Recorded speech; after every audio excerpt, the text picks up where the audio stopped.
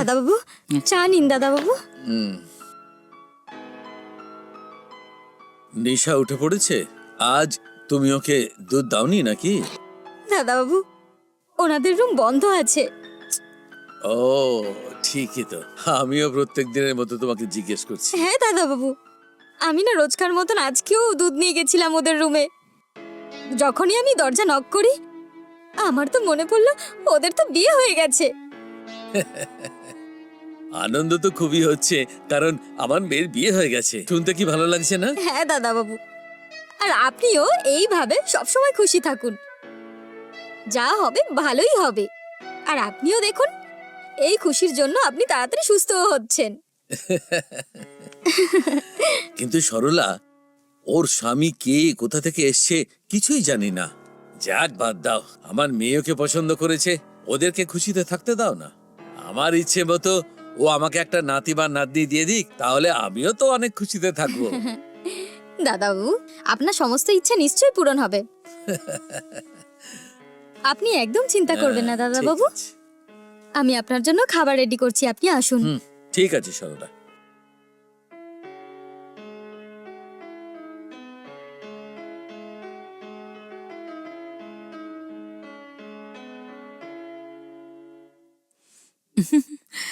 কি নিশামা, তুমি একা আসলে?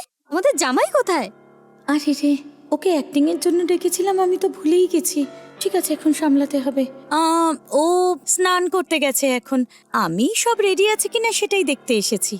তোমরা অপেক্ষা করো, আমি এক্ষুনি ওকে ডেকে আনছি। ঠিক আছে মা।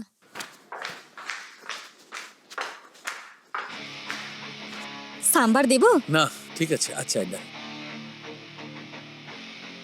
ও আবার কোথায় গেল দেখতে পাচ্ছি না তো। হ্যালো ম্যাডাম, কি আসছি। করছো কি?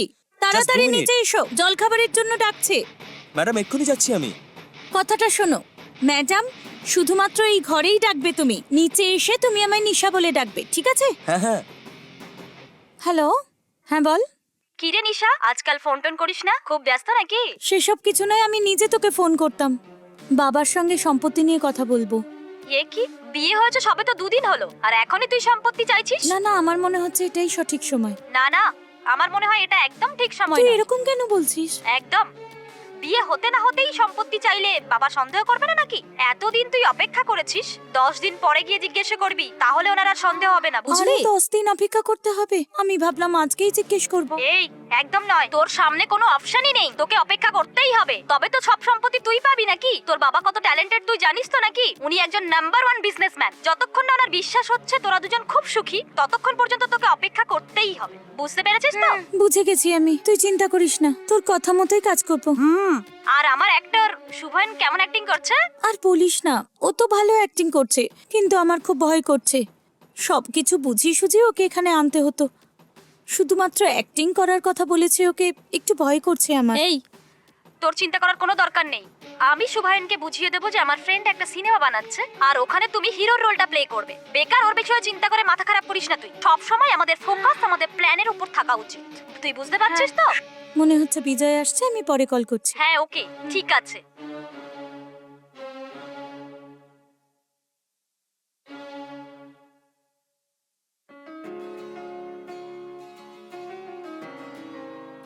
আসুন আসুন, বসুন।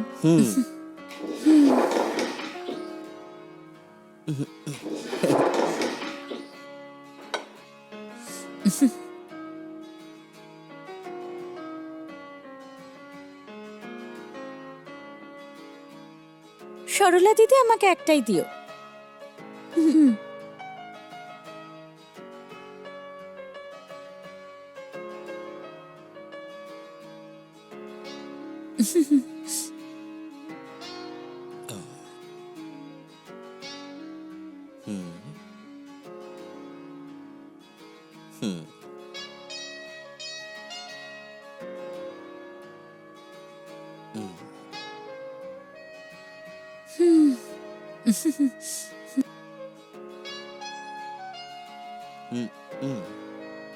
আঙ্কেল, নিশা মাঝে মাঝে আমাকে বলতো যে আপনার শরীর ভালো নেই। অনেকবার ভেবেছিলাম যে আপনার সঙ্গে দেখা করব, কিন্তু টাইম পাইনি। Sorry uncle. কোনো ব্যাপার নয় বাবা, এটা বড় কথা নয়। আগে তুমি খেয়ে নাও। হুম। আঙ্কেল আপনি আমার উপর রাগ করে নেই তো? হুম, তোমাকে যখন আমার মেয়ে পছন্দ করেছে, ওর পছন্দতেই আমার আনন্দ বাবা। তোমরা দুজন সুখে থাকবে এটাই যথেষ্ট। ওকে আঙ্কেল, যদি আপনার মনে কষ্ট দিয়ে থাকি তাহলে আমাকে ক্ষমা করে দেবেন। না না, সেরকম কোনো ব্যাপার নয় বাবা। আগে তুমি খাবার খেয়ে নাও, তারপরে কথা বলবো। হুম। আসুন দাদাবাবু। ম্যাডাম, হুম? বলছি আপনি ঠিকই বলেছেন। হুম? এই আঙ্কেল খুব ভালো অ্যাক্টিং করছেন, যেন ওনারই মেয়ের বিয়ে হয়েছে। কি অসাধারণ ফিল নিয়ে অ্যাক্টিং করছেন, সত্যি বলছি খুব ভালো অ্যাক্টিং করছেন সত্যি। ঠিক আছে, এখন চুপচাপ খাও, ও দেখছে। যদি ওরা শুনতে পায় তাহলে সমস্যা হবে। ওকে। নিশা মা, হুম তোমরা দুজন খাও, আমার রান্নাঘরে একটু কাজ আছে। হুম আমি তোমাকে বলেছি না এই ধরনের কথা বলবে না। হুম। আচ্ছা, একটা কথা শোনো, এরপর থেকে খেয়াল রেখে কথা বলবে, ঠিক আছে? আর তোমায় কতবার বলেছি সবার সামনে এইরকম কথা বলবে না। যেমন সিন যাচ্ছে সেই রকম অ্যাক্টিং করো, দ্যাটস অল। ঠিক আছে ম্যাডাম, অ্যাকচুয়ালি এই কাজের লোকটা খুব ভালো অ্যাক্টিং করছে। হ্যাঁ। আপনার সবকটা আর্টিস্ট খুব ভালো কিন্তু। এক্ষুনি আমি তোমায় বললাম না এই ধরনের কথা বলবে না, না হলে আমি রেবতীকে ফোন করে সবকিছু বলে দেবো। ও নো ম্যাম, আমি তো শুধু এবার খাবার জন্য মুখ খুলবো ম্যাম। গুড। আরো একটা কথা, এদের দুজনের সামনে তুমি আমার সঙ্গে এমন বিহেভ করবে যে তুমি আমাকে ভালোবাসো, তখনই এরা দুজন আমাদের সন্দেহ করবে না, ওকে? Okay ma'am. আচ্ছা ম্যাডাম, হুম যদি আমার দুদিনের স্যালারি অনলাইনে দিয়ে দেন তাহলে মাকে আমি পাঠিয়ে দিতে পারতাম ম্যাম। হুম হুম, ঠিক আছে, আমি ট্রান্সফার করছি। আর এরপরে ভুলেও টাকার কথা বলবে না। হুম, ঠিক আছে ম্যাম। হুম।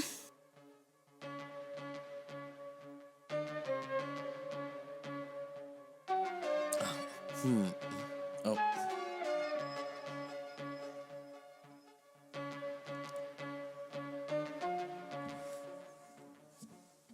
হুম। হুম